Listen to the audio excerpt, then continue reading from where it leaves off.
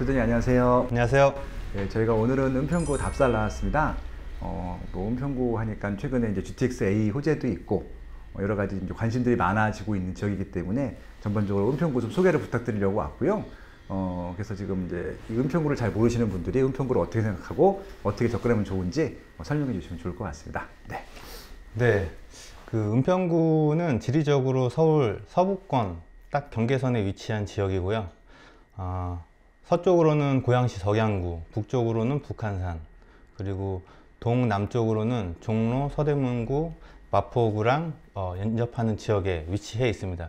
인구수는 약 47만 명, 세대수로는 21만 명 정도 되고 서울시 내에서도 6위권 안에 드는 그런 인구수를 가지고 있습니다.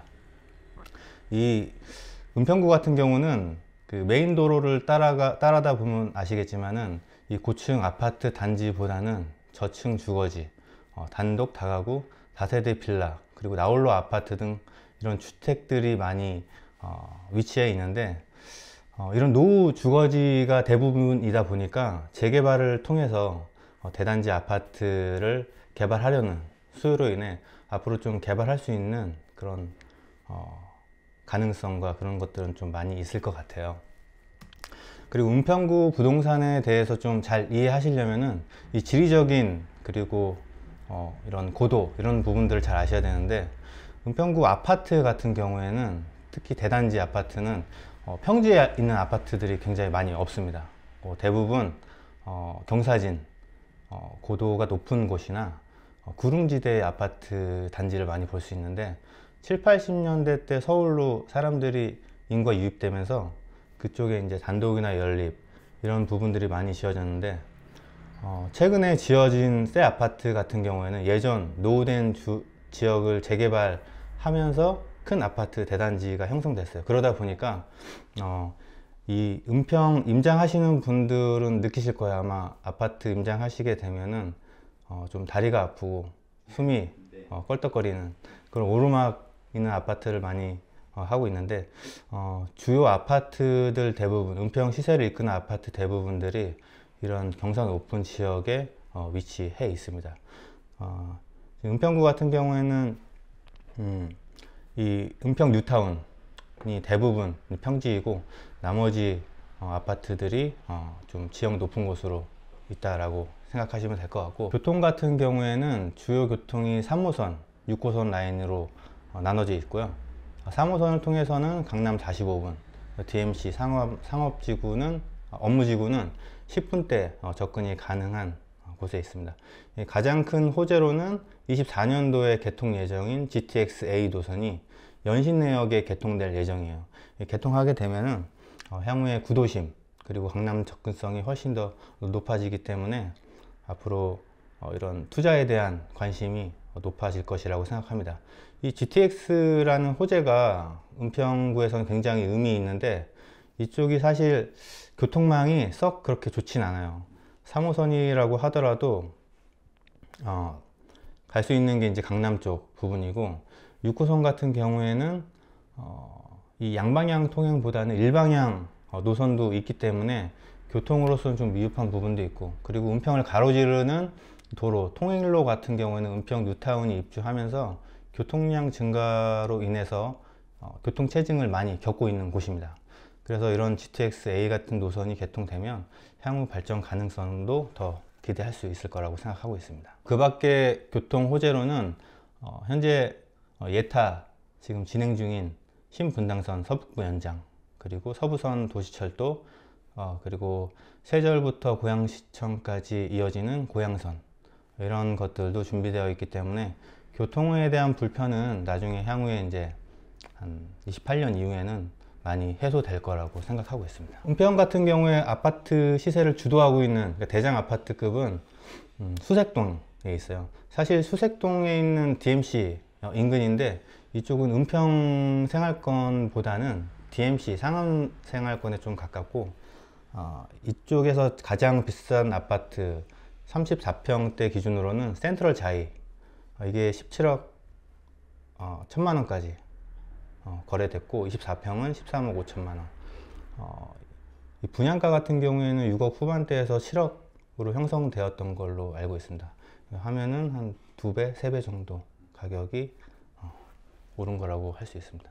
그 다음 은평구 이런 은평다운 아파트 그 지대라고 보면은 노번역에 있는 새 아파트들이 시세를 좀 주도하고 있고, 보통 아파트 같은 경우에는 2015년도부터 22년에 입주한 아파트가 많이 있습니다. 가장 최근에 가장 최고가를 유지하고 있는 아파트는 힐스테이트 녹번 34평이 14억 5천만 원 최고가를 기록했고, 나머지들도 좀 비슷한 가격의 최고가를 유지하는 것 같아요. 근데 최근에 아파트 가격이 많이 떨어지면서 많게는 2억에서 3억까지 떨어져서 급매 위주로 지금 거래되고 있는 상황입니다. 그 다음으로는 응암동에 있는 아파트 단지를 볼 수 있겠는데요. 이 응암동 같은 아파트 단지는 보통 은평 뉴타운 시세랑 좀 유사하게 흘러가는 경향이 있어요. 최근에 거래는 10억대까지 좀 떨어져 가지고 시세를 유지하고 있습니다. 시세 같은 경우에는 지금 급매로 지금 거래되는 것들이 대부분이긴 한데, 사실 그 급매에 있는 매물도 찾기가 굉장히 어려워요. 그렇기 때문에 이런 급매를 잡으실 때는 지속적으로 이 지역에 대한 모니터링도 필요하고 중개사와의 관계도 좀 유지하는 것이 중요하다라고 생각합니다. 은평 뉴타운 시세인데요. 은평 뉴타운에서는 가장 비싼 아파트가 스카이뷰 자이 2019년도에 입주한 아파트이고 다 35평으로 형성되어 있습니다.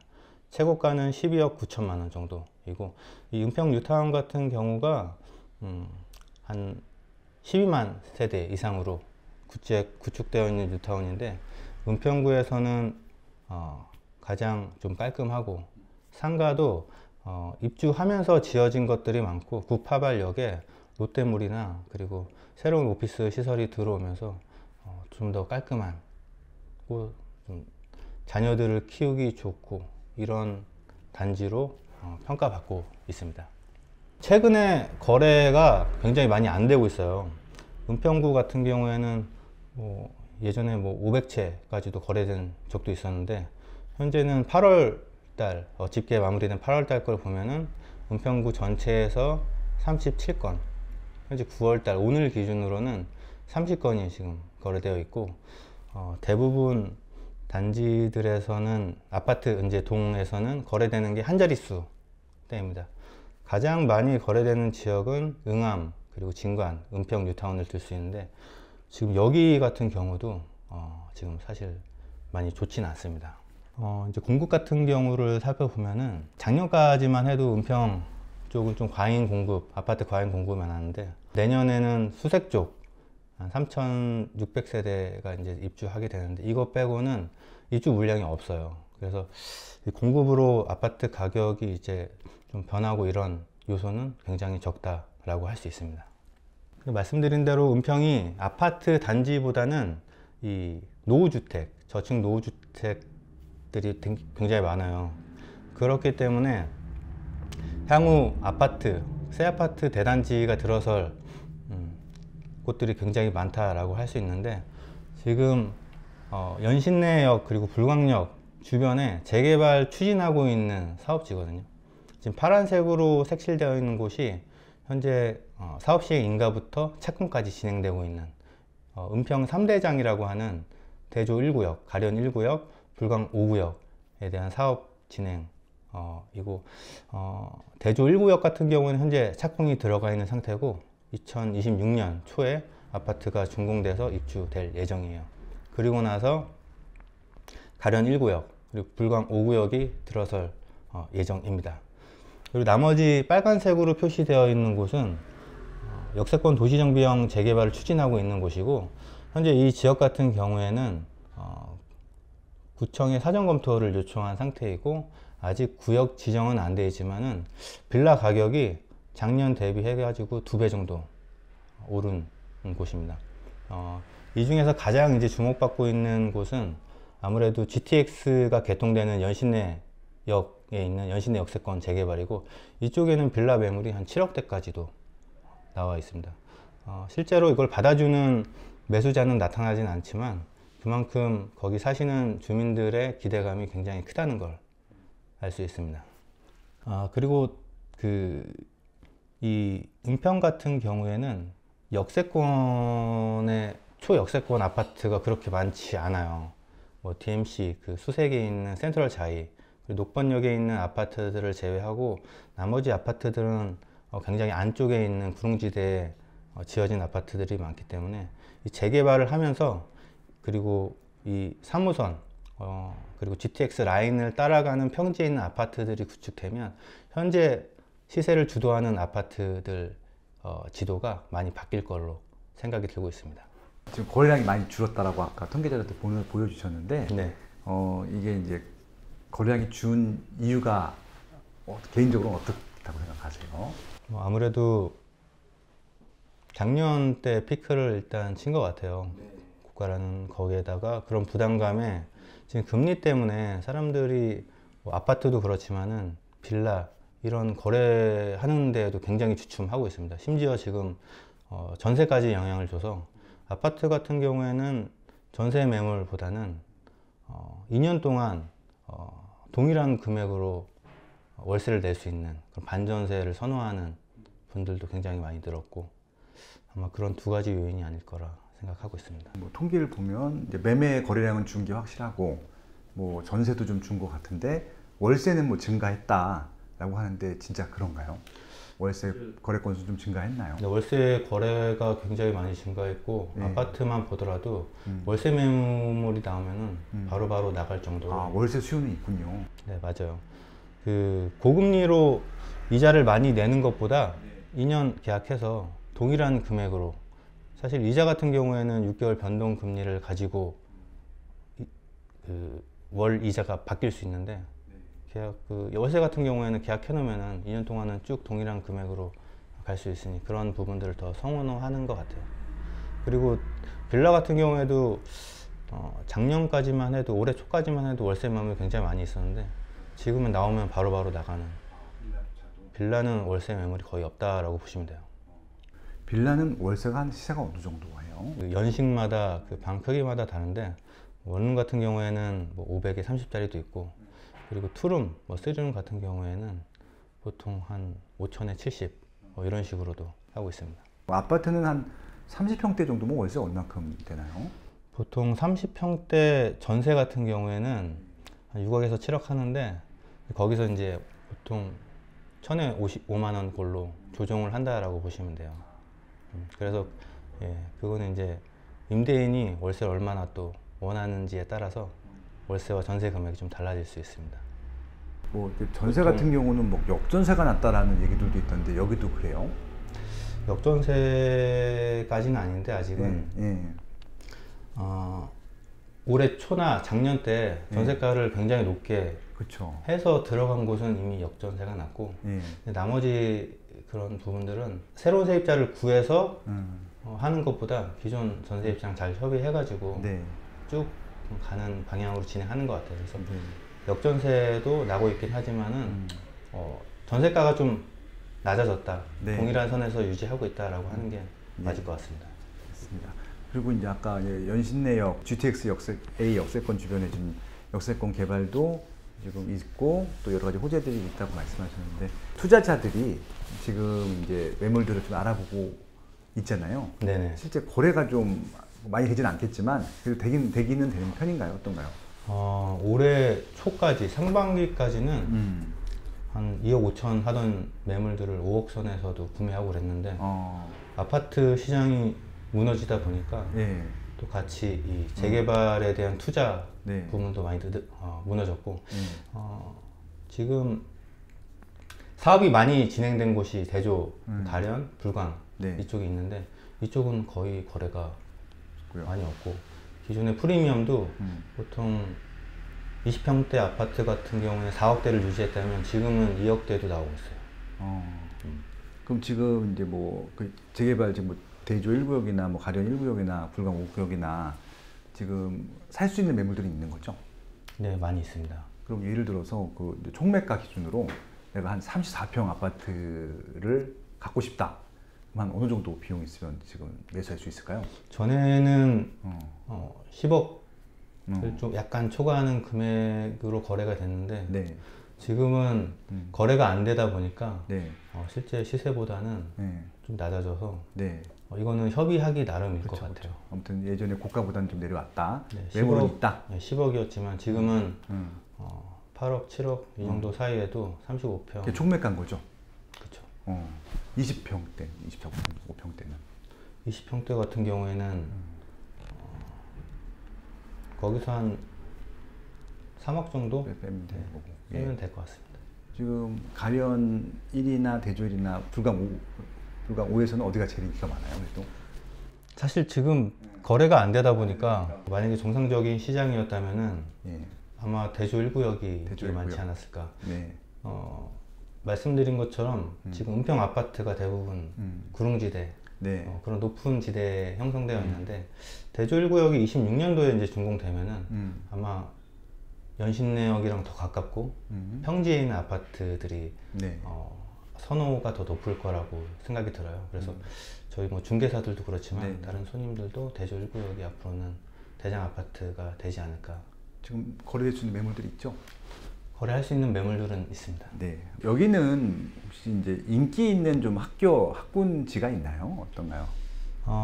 은평구 같은 경우에는 다른 지역에서 학군 때문에 이렇게 이사하고 그런 수요는 사실 없고 아무래도 그 은평 뉴타운 안에서의 인프라가 굉장히 깔끔하고 그렇죠. 그렇기 때문에 투자와는 별개로 자녀를 키우기에는 환경이 굉장히 좋아서 은평 뉴타운 쪽을 선호하시고 학군가는 보통 어디로 가요? 학원 같은 경우에는 지금 구산역 주변으로 많이 형성되어 있어요. 6호선 부산역. 네. 네. 그쪽이 보면은 그 메인 도로가 양 사이드로 학원가가 학세권이 잘 돼 있고 그쪽에 또 예일 초등학교, 중학교, 고등학교 이렇게 또 선호하는 학교들이 있습니다. 그 다음은 바른동 쪽에도 학원가가 많이 형성되어 있고 나머지는 좀 지역들은 좀 비슷비슷하게 주거 환경이 좀 좋은 곳에 많이 좀 위치하고 이러는데 고루고루 형성되지는 못한 것 같습니다. 또 다른 또 호재 거리가 있을까요? 뭐 일자리라든지 아니면 뭐 대규모 시설이라든지. 이 일자리 부분 같은 경우에는 굉장히 은평에서 좀 아쉬운 부분이고 일자리를 창출하려고 해야 하더라도 뭔가 아직까지는 계획이 없어 보여요.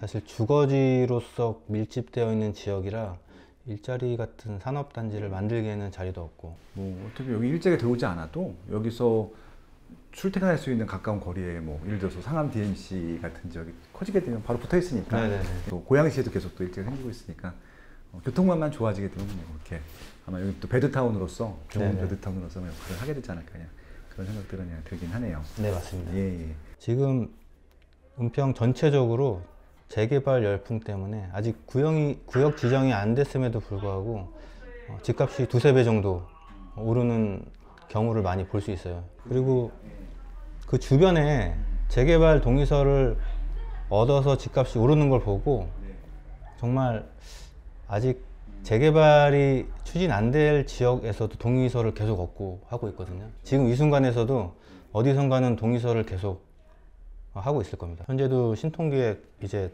그 마감일이 얼마 안 남았는데 그쪽도 동의서 얻는 중이고 그 동의서 얻는 소식에 따라서 또 집값이 또 상승하게 되거든요. 예, 그건 좀 일단 배팅이네요, 어떻게 보면 진짜 맞습니다. 확정이 안 된 거니까.